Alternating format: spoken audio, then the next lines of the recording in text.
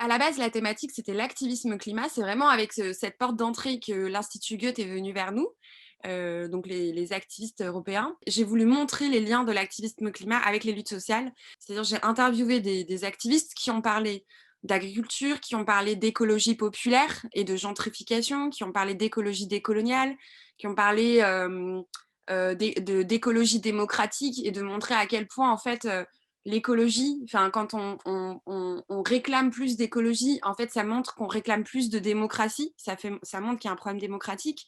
Et du coup, peut-être que la porte d'entrée, c'est le climat, mais on peut tout à fait trouver des liens avec les questions queer, les questions féministes. Et moi, ce qui m'intéressé, c'est vraiment ton expérience du militantisme, parce que je pense que ça soit dans le climat ou dans une autre lutte, les enjeux se rejoignent, en fait, peut-être. En tout cas, mais Ben, justement, pas trop. d'accord. Alors justement, la première question, ça va être, est-ce que tu peux me raconter quelles sont les causes pour lesquelles tu milites? Pourquoi tu te bats? Et ben, oh là là, il y en a beaucoup. En ce moment, le principal pour moi, c'est la notion de consentement dans tout ce qui est échange interpersonnel. Et du coup, une veille et puis de la médiatisation, du partage de témoignages. Mais en fait, si je me sens légitime de faire ça, c'est que je milite à côté pour des causes dites plus fortes, et donc notamment le climat et les questions sociales, via la campagne des soulèvements de la Terre, via XRPEPS. Et puis, à côté, il y a encore une autre île de militantisme qui est le milieu queer, et qui sont plus sur créer des espaces queer friendly où on peut avoir un lieu de ressources et de vie hors des normes et du patriarcat. À un moment, tu as dit, je me permets de militer pour, par exemple, pour des questions de consentement dans les échanges interpersonnels, parce que à côté, je milite pour les climats et les questions sociales. Est-ce que tu peux m'expliquer pourquoi tu ne te sentirais pas légitime de le faire si tu militais pas pour le climat et les questions sociales? Et ben, le fait de dédier du temps à la lutte, ça me fait penser que du coup, j'ai le droit de faire ça, que, que c'est important de le faire, et c'est plus des retours d'expérience, de voir qu'il y a toute une communauté forte pour la question du climat, et c'est devenu des amis, et on se solidifie ensemble. Je vois les choses évoluer aussi, et du coup, je me dis que je peux faire ça aussi sur les questions de consentement plus de mon côté. En tout cas, ça m'a vraiment donné confiance sur l'efficacité l'efficacité, ouais, de cette lutte. Est-ce qu'on pourrait dire que le fait que tu fasses partie d'une communauté maintenant d'activisme climat, que vous vous solidifiez les uns les unes les autres, et que du coup, c'est un peu comme si, bon, de façon caricaturale, comme si bah, le travail à temps, enfin, c'est horrible ce que je veux dire, mais le travail à temps plein, c'est l'activisme climat, enfin, c'est-à-dire c'est la base, c'est le prérequis, la question sine qua non. Et une fois que ce prérequis-là est rempli, ça permet aussi de se dire, ok, bah, je fais ma part, et du coup, ça me permet de faire ma part pour des choses qui sont plus personnelles et moins généralistes. Je dirais oui, mais pas en tant que base, mais plutôt c'est le premier univers. Et du coup, c'est aussi que après, je me trouve mêlée avec des gens qui sont activistes climat et qui entendent pourquoi j'ai des revendications sur le féminisme. Parce qu'eux-mêmes ont des revendications. Et du coup, il y a aussi cet échange-là de bah ouais, toi, tu veux faire changer ça. Bah écoute, moi, je pointe ce problème-là aussi. Et du coup, c'est plutôt avoir accès à un monde où je peux me permettre ça, ce qui n'était pas le cas avant. En fait, ok, donc on est encore dans cette idée que l'activisme climat, c'est une porte d'entrée pour, en fait, c'est un peu le haut de l'iceberg, et ça permet en fait d'avoir accès à des personnes qui sont, ok, si elles sont sensibilisées sur le climat, mais en fait elles vont être sensibilisées sur plein d'autres choses, quoi. Ouais. Ok. Alors du coup, comment tu vas militer? Quels vont être tes modes d'action pour bah, l'activisme climatique déjà dans un premier temps, si c'est plus pas ta priorité, mais je veux dire, l'activisme climat, c'est aussi les soulèvements de la Terre. Enfin, pour moi, c'est la même chose.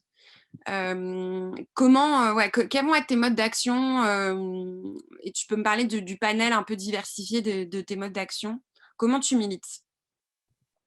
Bah, je vais faire un peu légèrement chronologiquement et du coup, c'est pratique parce que ça parle aussi de cette histoire de porte d'entrée. J'ai commencé à militer avec XR.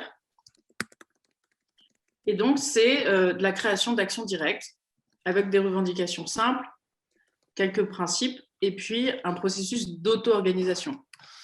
Ensuite, il y a eu le confinement et j'ai découvert Instagram et la lutte sur Instagram. Donc, c'était plus de la prise d'information et une sorte de veille médiatique sur, par exemple, l'antiracisme. Et donc, avec le confinement, c'était plus de la création de contenu aussi. Et peut-être, on pourrait dire que c'était le moment de relâcher la pression du confinement. L'été, j'ai milité dans les milieux queer pour créer des espaces non mixtes, qui soient soit des espaces de teuf, ou soit des espaces de création, autre chose. Pourquoi créer des espaces de teuf? C'est important. En gros, c'est pourquoi des espaces non mixtes récréatifs. Ouais. Eh ben, c'est important pour vivre en joie. En fait, le féminisme ou les milieux queer, c'est souvent créé par souffrance. Et parce qu'il y a un besoin de faire reconnaître ces souffrances et qu'on peut s'entendre entre nous. Et c'est dur, en fait. Ça veut dire qu'on se retrouve toujours confronté à la douleur de nos pères et de nos adelphes. Surtout pour le féminisme, mais en fait pour aussi queer et neuroatypique. Et pourtant, après, on est là et on peut faire des choses belles pour nous, de soins. Mais voilà, moi, je pense vraiment que la première raison d'être des espaces non mixtes ou du féminisme, c'est d'accueillir la souffrance des autres et sa propre souffrance. Ça me fait penser à l'action féministe à la ZAD de la Colline. Ouf. Oui, c'est ça. En fait, il y a une façon de... Ok, on accueille notre souffrance et on l'entend et elle sera toujours reconnue et on remettra jamais en question ça. Et comment on arrive à se sublimer à travers cet accueil, cette écoute, et comment on arrive à grandir et à exister et à ressentir de la joie, en fait. Mais tout ce qui est avant n'a pas été montré dans les vidéos, c'est tous les temps de parole, le temps de réalisation que, bah oui, j'ai été agressée, oui, j'ai vécu le patriarcat et j'ai internalisé des trucs. Ouais, ça a pas été donné. J'ai pas commencé la vie avec tous les bons points de mon côté, quoi. Et, euh, et ouais, ce premier constat, il est rude, je trouve.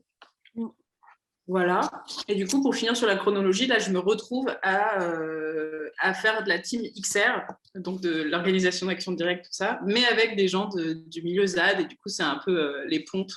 Et puis avec la Confédération Paysanne. Et ça, c'est quand même assez incroyable parce que je passe d'actions hors sol, parce que c'était simple de rejoindre ces actions, j'étais en ville, tout ça, à quelque chose de beaucoup plus concret sur la protection de terre, où je rencontre les maraîchers, les maraîchères qui vivent sur ces terres, et ça donne toute une autre énergie. Même si a priori le processus d'action est le même, en fait non, l'intention et le résultat extérieur et intérieur est différent. Je suis un peu gênée de parler de moi souvent. Non, mais moi, je trouve...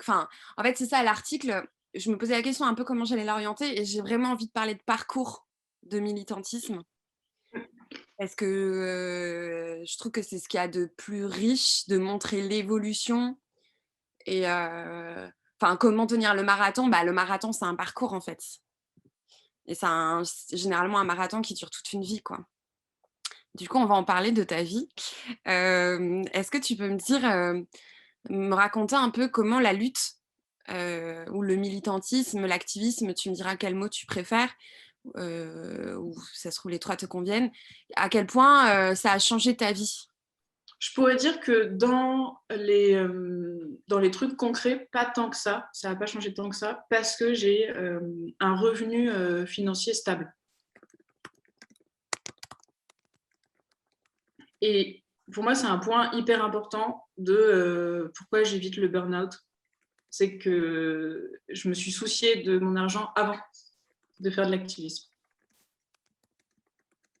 Et après, à côté, sur tout ce qui est construction mentale, habitude de vie dans les détails et contacts et groupes d'amis, ça a changé ma vie de ouf. Est-ce que tu peux me parler comment tu fais pour avoir un revenu financier stable? Eh bien, je suis intermittente du spectacle, quelque chose de très privilégié en France. Moi, j'aimerais bien qu'on parle de cette histoire de thunes, de cette histoire de relations, groupe d'amis. Mais déjà, est-ce que tu veux me dire quels ont été les impacts sur tes relations? Ben, l'exigence Mmh. qui frôle la misandrie. Oh là là. Il va être content à l'Institut Goethe quand il va recevoir ça.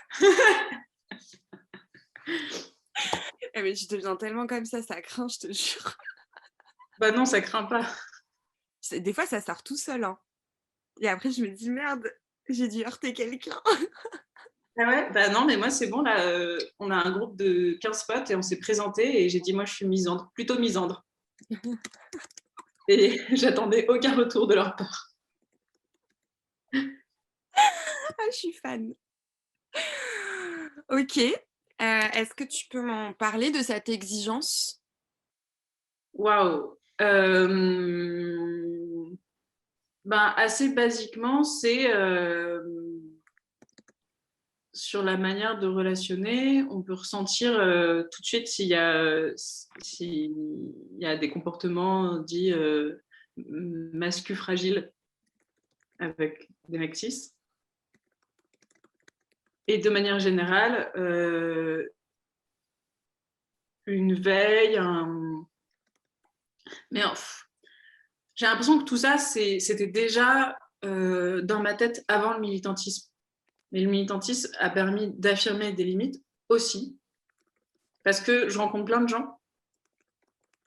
Mais ça, je peux aussi mettre que c'est grâce à OkCupid. Je rencontre plein de gens et du coup, je peux me permettre d'en jeter certains. Je te laisse écrire ce que tu veux. Alors attends, moi, c'est en fait, ce que j'aimerais bien voir, c'est l'avant-après. Est-ce qu'il y a un avant-après?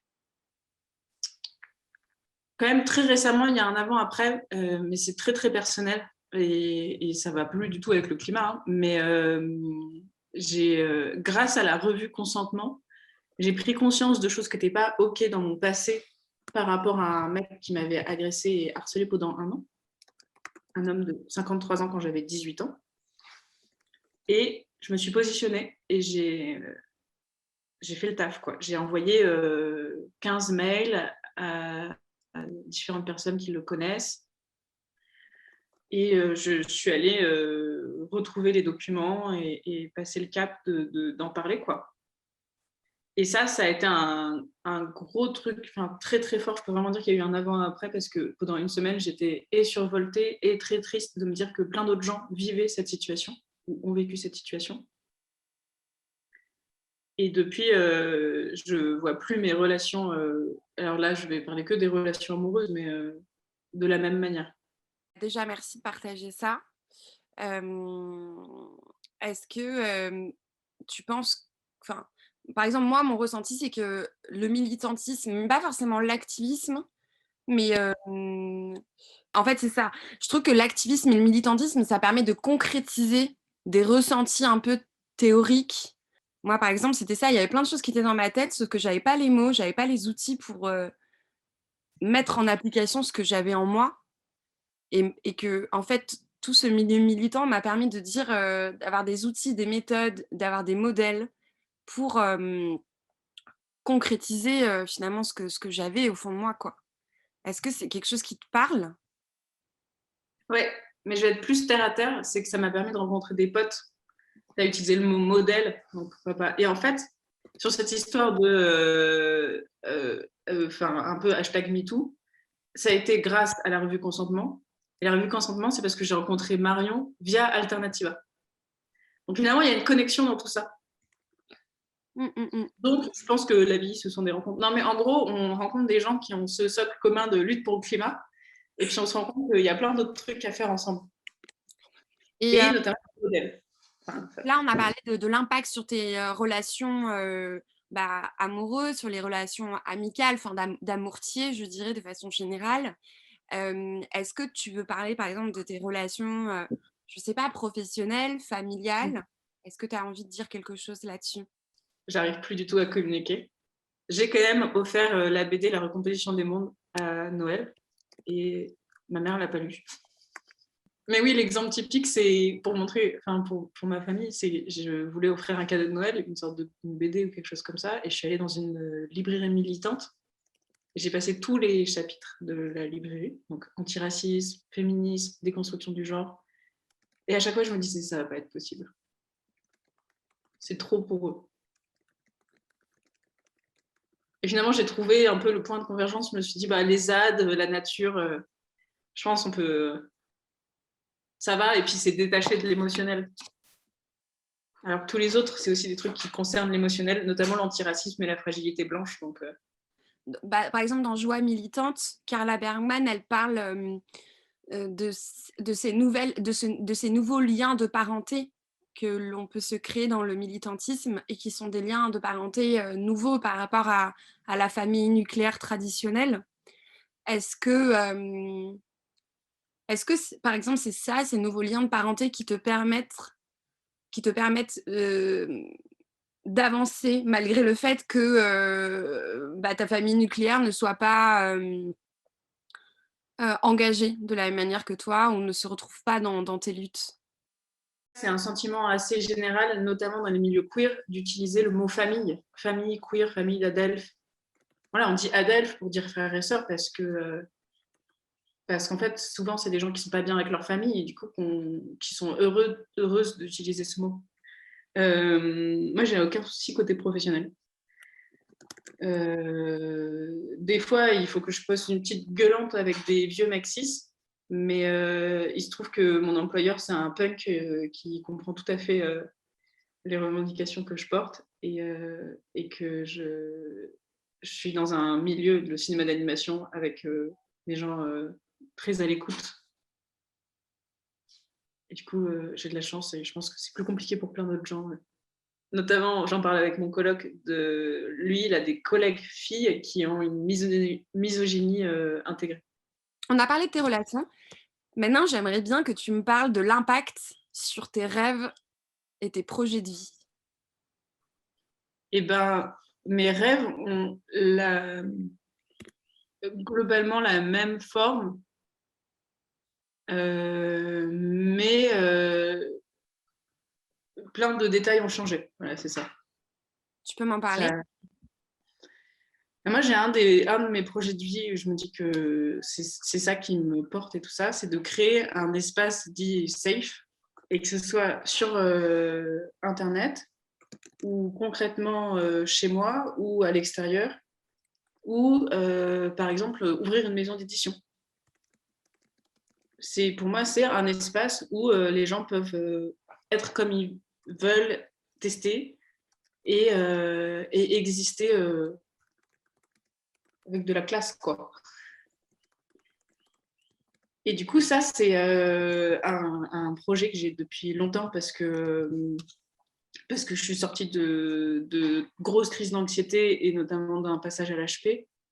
Et je me suis dit que j'allais être guidée par cette pensée-là et ça fonctionne. Et du coup, dans les détails, ça fait que je vois évidemment des amis qui achètent un écolieu ou des projets comme ça. Je continue de me dire que c'est pas tout à fait... moi, c'est pas le truc où je me sens bien. Mais globalement, je découvre plein d'autres possibilités de créer des espaces tels que cela. Voilà. Et est-ce que, du coup, tu avais une façon de concevoir ta vie, par exemple, il y a quelques années, et une façon de concevoir ta vie maintenant qui a évolué? Des rêves que tu avais, des désirs que tu avais, où tu t'es aperçu que, en fait, non, c'était des rêves et des désirs façonnés par l'Empire, je dirais. Et en fait, maintenant que avoir des outils de déconstruction t'a permis de déconstruire ça et que maintenant, tu te sens libérée de ces chaînes-là. Ouais, grave. Alors, pas du tout sur des trucs de normes hétéro, là, le mariage, tout ça, moi j'étais déjà à la poubelle, mais sur l'idée du succès.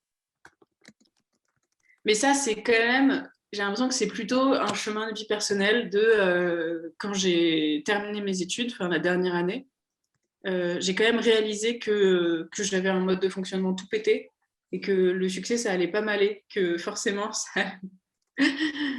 allait me faire craquer. Enfin, en fait, c'est juste, j'avais pas à chercher ce truc-là et j'étais très heureuse dans l'humilité et les petites choses. Et du coup, ça, j'avais déjà ça en tête avant. Je crois que ce que ça aide ce milieu de lutte, c'est de confirmer que ça se passe très bien quand on fait ça, quoi. Quand on ne réfléchit pas à son succès personnel, mais à le succès d'une lutte ou d'un collectif. Et je pense que voilà, ça a confirmé les trucs par rapport à la vie en collectif. C'est vrai que dans le parcours militant, là, je suis en train de me dire qu'il y a quand même un truc hyper important dans mon parcours militant, c'est que j'ai fait 3 ans de chantier participatif. Et même si c'est pas en soi si lié à la lutte que ça, en fait, c'est quand même de l'éducation populaire. Donc, c'est-à-dire qu'on accueille tous et toutes et qu'on va chercher des gens aussi qui sont dans des foyers et tout ça pour une expérience de ouf pendant 2-3 semaines de vivre sans téléphone portable et faire des trucs de ouf, dingue, quoi. Faire des explosions partout, fabriquer des trucs et courir partout, quoi, en collectif. Ça, moi, ça m'a sorti d'un mal-être de l'individualité et ça m'a donné confiance dans le collectif et ça m'a donné plein de billes sur comment appréhender ça parce que c'est quand même un gros truc de vivre en collectif. Dans le militantisme même, comment tu te projettes? Est-ce que tu te projettes déjà dans le militantisme? Est-ce qu'il y a des choses que tu aimerais développer pour toi là-dedans? Plus dans ta façon d'agir au sein du militantisme? Est-ce qu'il y La a... façon d'agir. Ah oui, inside le militantisme. Waouh. Je me projette sur la sensibilisation et la formation à la question de la micropolitique dans les milieux de lutte. À la micropolitique? Ouais. Et du coup, on a un grand groupe qui organise une manif, mais à l'intérieur, il y a des oppressions, du sexisme, du racisme internet. Et du coup, être en vigilance et être enfin, se positionner sur ça, c'est de la micropolitique. C'est de la petite politique interne. Et c'est souvent géré par les personnes affab. Parce que ça profite aussi aux leaders de ne pas avoir à gérer ça et en même temps que quelqu'un s'en occupe, quoi. Parce que ça reste que c'est hyper problématique. Du coup, la question de la micropolitique et à côté, c'est quand même une découverte là il y a 6 mois. C'est que j'ai pris conscience de l'importance de l'archivage des luttes. Et du coup, c'est aussi comme ça que je me projette. C'est en tant qu'archiveuse. Les perquisitions à Bure ont fait disparaître énormément de données.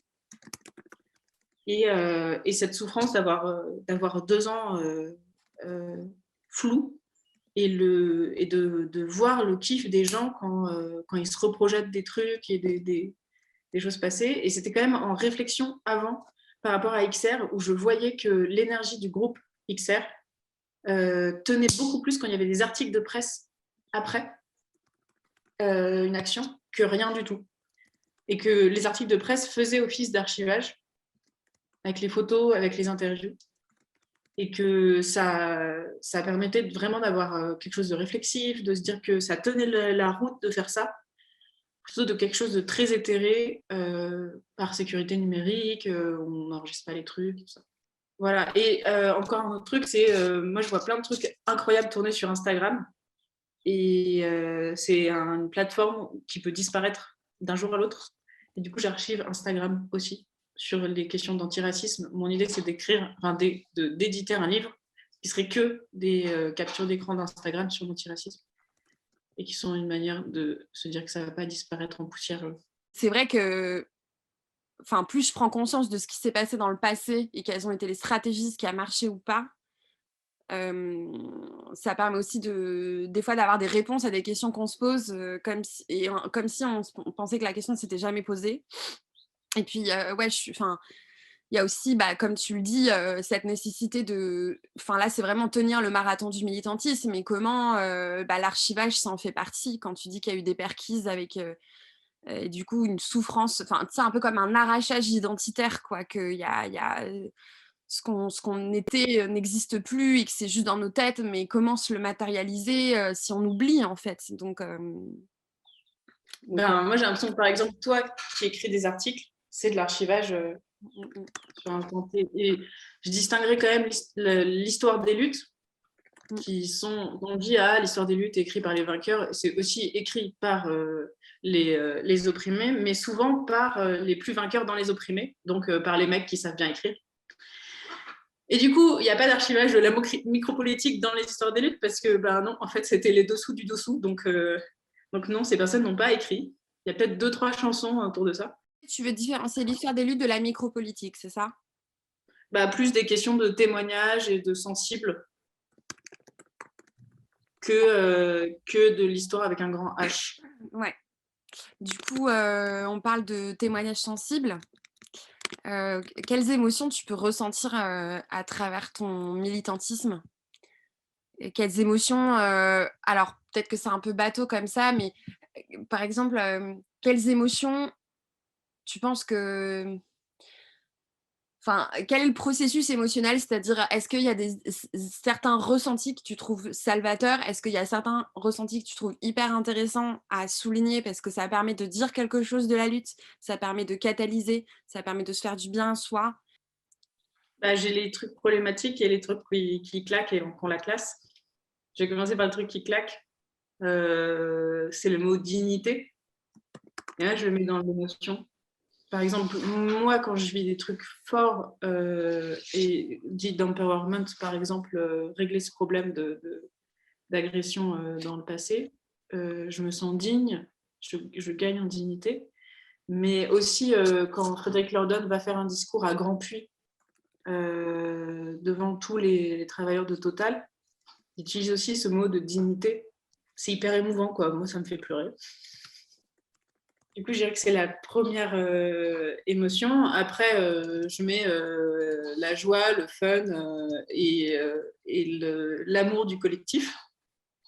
Il y a un super échange de Chloé Madesta et Feminist Angst qui il y a un an, où je crois que c'est Feminist Angst qui dit « Là, j'avais mal au collectif par rapport à des questions de pouvoir et d'abus, tout ça. » Et du coup, je trouve que c'est... Moi, c'est une palette d'émotions que je vis que dans des moments collectifs. Cet amour, je vois le collectif des fois comme une relation amoureuse où il faut que je lui écrive des lettres, il faut que je fasse un point, ou alors juste plus il me donne, plus je lui donne, et du coup c'est hyper ouf, quoi. On s'engrange comme ça. Voilà. Et puis pour les trucs négatifs, l'addiction, la sensation que rien n'est stable. Donc dedans, il y a le vide personnel parce qu'on se dit qu'on vit que à travers les luttes. Et du coup, dès qu'on fait une pause, on n'a pas grand-chose. On passe ses journées un peu aérées comme ça. On n'a pas envie de regarder des séries télé, c'est débile. Est-ce que toi, tu te sens concernée par le burn-out militant? Est-ce que tu l'as vu autour de toi? Est-ce que tu as envie d'en dire, quelque chose? Je trouve le mot un peu qui perd du sens parce que, encore par rapport à ce truc d'addiction, c'est aussi qu'on a un terrain personnel quand on arrive dans la lutte. Et puis, voilà, des fois, on vit des choses personnelles. Du coup, je ne dirais pas que c'est un burn-out militant, mais enfin, moi, j'utilise beaucoup plus des mots de psychiatrie qui sont un trouble anxieux ou un délire paranoïaque aigu. Enfin, et en fait, tout ça, c'est rassemblé sous ce mot-là, avec l'explication de « il en a trop fait ». Mais en fait, c'est pas ça. C'est beaucoup plus compliqué. C'est soit une rupture amoureuse qui se passe mal, mais c'est dans le milieu militant, soit un manque d'écoute à tel moment. Enfin bon, il y a plein de raisons à ce fameux burn-out militant et plein de manières de le soigner. Et du coup, je vois autour de moi des gens qui sont en souffrance.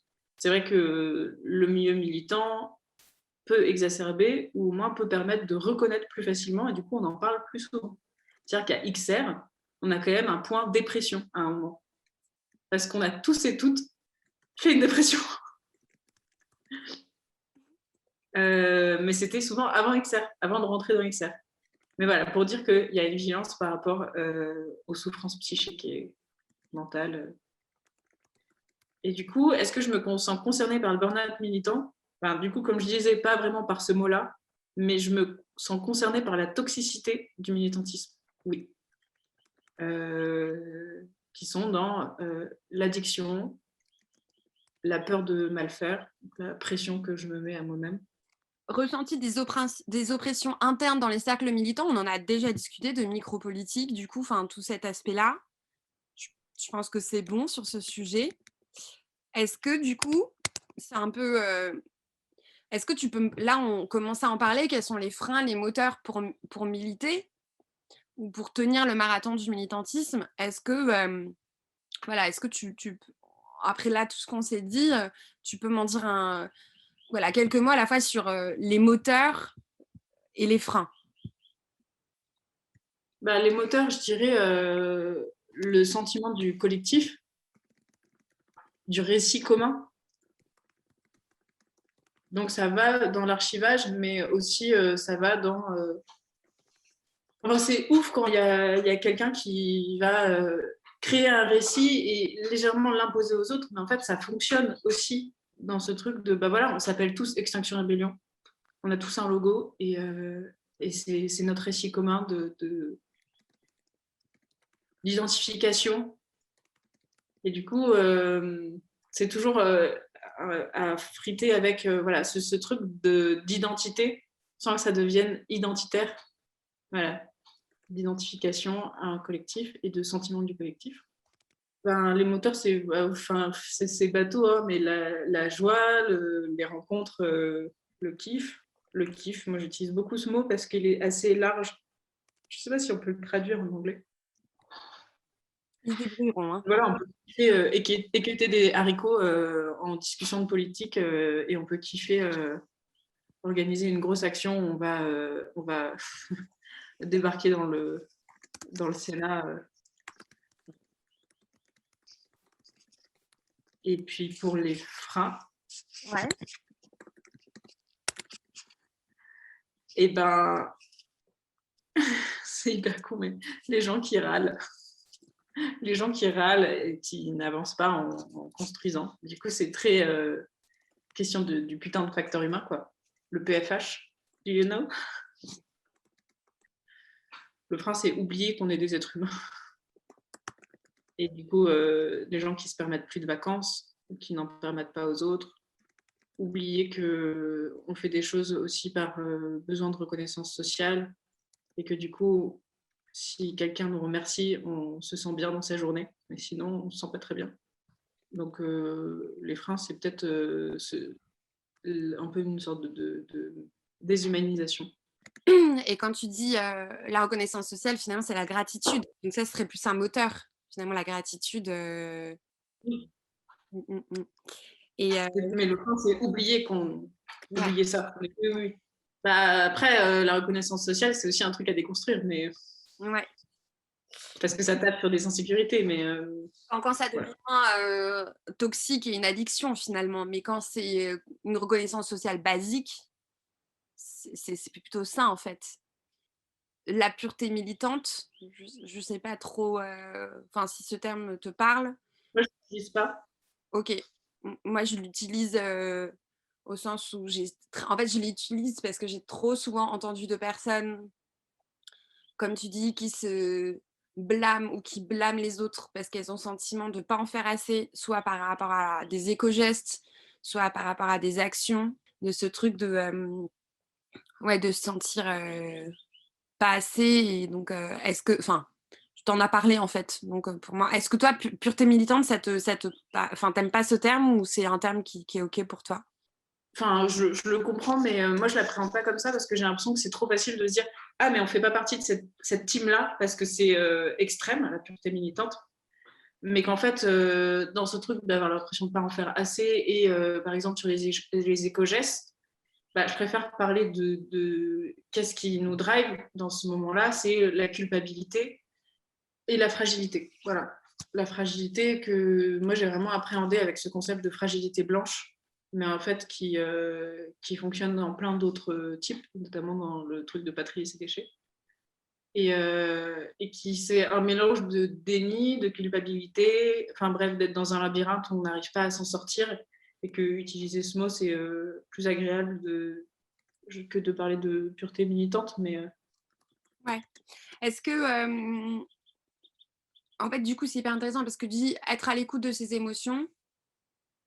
Finalement, est-ce que je ressens de la culpabilité? Enfin, qu'est-ce qui me drive à ce moment-là? Ça permet aussi de s'orienter, se dire, ah bah non, là, c'est une émotion qui est en tout cas pas celle que j'ai envie de ressentir, ou c'est pas celle qui me paraît être OK pour mener cette action-là, et du coup, je vais me réorienter à ce moment-là.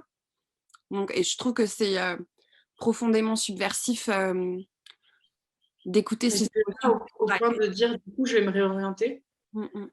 Je dirais, du coup, elle peut aussi me servir. Et c'est surtout la vigilance autour de soi. Bien sûr, par rapport à soi, il faut faire un taf et tout ça, mais je crois que c'est impossible de dire il faut faire un taf et s'imaginer que les gens vont le faire. Mais par contre, on peut employer ces termes de manière à ce que les gens les appréhendent. Et dans la culpabilité, c'est aussi très positif parce que, comme j'ai dit, ça nous drive. Et du coup, pour moi, la lutte pour le climat et l'antiracisme, c'est très lié dans ma tête parce que c'est les deux trucs où je suis privilégiée par rapport au féminisme, par rapport au milieu queer opprimé. Et c'est les deux trucs où je sais que je suis dans ces luttes par culpabilité en premier lieu. Et après coup, donc après être rentrée dans ces luttes, j'ai rencontré des gens, c'était génial, j'ai eu une joie du collectif et tout ça. Je sais que c'est la première raison pour laquelle je suis rentrée, c'était ça, parce que j'aurais pu passer à côté et ne rien faire, quoi. Me dire, ah oui, en effet, il y a Black Lives Matter, mais voilà, il y a des gens qui s'en occupent, ce ne sera pas moi. Et la culpabilité, ça m'a obligée à prendre les trucs en main et je suis OK avec ça. Quand tu parles de fragilité, c'est bien ce truc de c'est l'ego trip, quoi. Ça, je dirais plutôt, c'est des insécurités personnelles. Ouais. Mais la fragilité, c'est plutôt un truc appliqué à la société en général. C'est le fait de ne même pas reconnaître le problème par fragilité, par manque de force d'ouvrir les yeux et d'appréhender le truc. Ouais, le manque de courage, la peur de la douleur, de la culpabilité, si tu ouvres les yeux et que tu te rends compte que le racisme est systémique et que tu continues et tu auras toujours des privilèges et que ça a été donné et que c'est vraiment injuste et que maintenant il faut que tu te sortes les doigts du cul. Enfin, ce serait bien que tu te sortes les doigts du cul. J'aime pas du tout le il faut. Mais... Et du coup, on va dire, une personne qui fait du déni par rapport à ça, le not all men ou plein d'autres trucs, eh ben, c'est de la fragilité masculine. Enfin, en tout cas, je trouve que c'est un mot qui est chouette parce qu'il est quand même tendre. Oui. C'est un mode, on va pouvoir progresser et tu vas voir que la force que tu vas gagner, c'est pas la force viriliste qu'on t'a appris. C'est une autre force et elle est trop chouette, quoi. Elle est super stylée. Moi, je sais que mon père, il dit que c'est un peu la force sensible.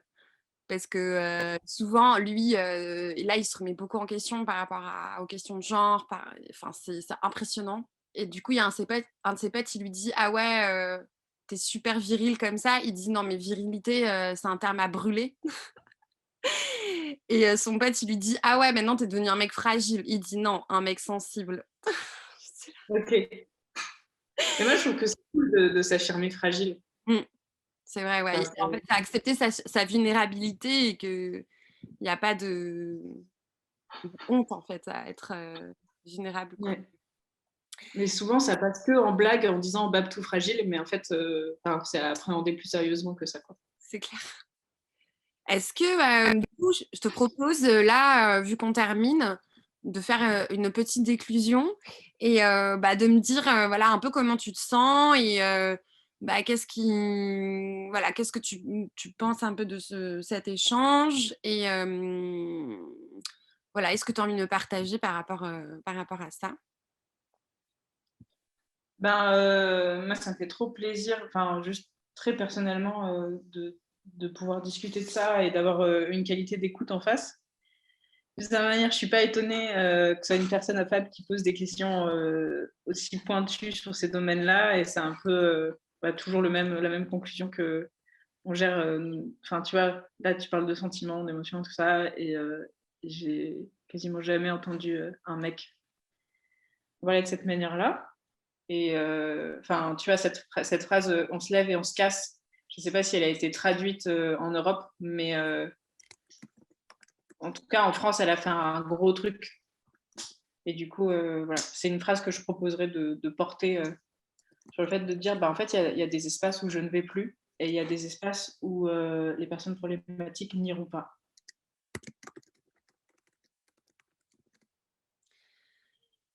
C'est marrant parce que là, le Blablacar que j'ai pris pour rentrer ici, le mec, très très vite, on a commencé à parler de féminisme et du fait qu'il avait été un petit peu remis à sa place par une autrice militante. Ou je sais pas qu'est-ce qui s'est passé exactement, mais en gros, il me disait ouais, en gros, comme j'étais un mec, elle a pas voulu qu'on se voit ou faire quelque chose. Et du coup, je me suis dit, bon, Vivi, fais de la pédagogie. Donc, j'ai fait de la pédagogie et je lui ai expliqué, mais il faut pas le prendre personnellement, mais se dire que, par exemple, moi, il y a des situations où je prends un risque à aller dans un espace où il y a des mecs, je prends un risque à vivre une expérience qui va être douloureuse. Et même si en fait le mec est sympa et qu'il n'y a pas de souci, j'ai pas envie de prendre ce risque-là parce que j'en ai déjà trop pris et que c'est trop douloureux. Et du coup, je préfère éviter. Et donc, c'est pour ça que des fois, parce que oui, il y a un mec, je vais pas m'exprimer de la même manière et tout. Donc, du coup, j'ai fait de la pédagogie sur les espaces en non-mixité et tout. Et franchement, il avait l'air plutôt convaincu. Il est. Ça fera. Non, mais je le sentais très vexé parce que je lui dis, mais qu'est-ce que ça te fait à toi? C'est quoi le problème en fait? Dis-moi, qu'est-ce que ça te fait? Je dis, moi je suis un peu vexée. Je fais, ok, toi t'es vexée, mais moi ça me permet de me soulager de ouf en fait. Et du coup, voilà, est-ce que tu es prêt à accepter un peu de vexation et de travailler là-dessus pour que moi en fait je me sente en sécurité et que je puisse continuer à être bien dans ma vie? Il disait, ah oui, t'as raison, t'as raison. Je pense qu'il y a vraiment une vigilance à avoir avec je pense les mecs cis, de pas les laisser trop entrer dans nos espaces parce que ça. Enfin, moi, des fois, je me dis ça me perd et. Ouais. Moi, j'ai souvent une impression de vampirisme. Ouais, carrément. Genre, waouh, l'énergie est cool et du coup, on passe du temps ensemble. Et moi, j'ai l'impression de me déprécier de ouf au fur et à mesure. Carrément. Moi, je fonctionne comme ça aussi. Écoute, attends, c'était quoi le blast déjà, ma petite Annabelle? Merci beaucoup de m'avoir fait confiance, de m'avoir transmis ton témoignage et comme tu disais, toutes les petites punchlines là que je vais essayer de sublimer au maximum par l'écriture. Moi, ça me grandit aussi tous ces échanges. À chaque fois que j'apprends des nouvelles choses et je me dis, ah, ça fait trop tilt, quoi. Notamment la micropolitique et l'archivage. Je trouve ça tellement important. Donc, vraiment, merci. J'ai beaucoup de gratitude d'avoir appris ça. Trop bien. Écoute, je te souhaite une bonne journée. Je sais pas quand est-ce qu'on se croisera, mais à la Lentillère, pourquoi pas en mai, hein. Franchement, on peut en parler. Ouais.